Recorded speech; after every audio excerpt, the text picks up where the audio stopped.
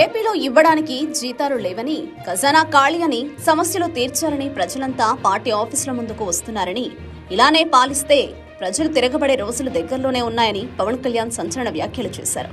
గతంలో నెలలో మొదటి తేదీన జీతాలు ఇవ్వలేని పరిస్థితి ఉందని, ఇప్పుడు పెన్షనర్లకు మొదటి తేదీనే పెన్షన్ ఇవ్వగలుగుతున్నామని చెప్పారు. తప్పు చేసిన వారిని ఎట్టి పరిస్థితుల్లోనూ చట్ట ప్రకారం శిక్షించాల్సిందేనని, ఆ విషయంలో కలెక్టర్లు జాగ్రత్తగా వ్యవహరించాలన్నారు. పాలనలో వేగం పెరిగితేనే ప్రజలకు వేగంగా సేవలు అందుతాయి. అప్పుడే పెట్టుబడులు కూడా వస్తాయని, పెట్టుబడుల కోసం పొరుగు రాష్ట్రాలతో పోటీ పడినట్టే జిల్లాల మధ్య కలెక్టర్లు కూడా పోటీ పడాలన్నారు. అభివృద్ధితో సంపద వస్తుంది, సంపదతో మళ్లీ అభివృద్ధి సాధ్యమవుతుందని, ఇది నిరంతరం ప్రక్రియ అని చెప్పారు.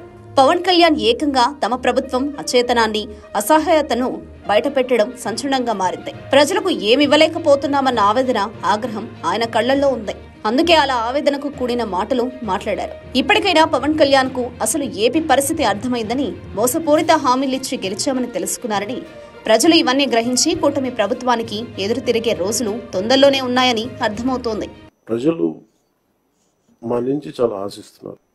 ఈ రోజుకి మా ఆఫీసుల ముందుకు వచ్చి, పార్టీ ఆఫీసుల ముందుకు వచ్చి ఒక్కొక్కరు మా దగ్గరికి వచ్చి ఇన్ని సమస్యలు అని చెప్తా ఉంటే, డబ్బులు లేవు, జీతాలు ఇవ్వలేకపోతుంది చాలా మందికి.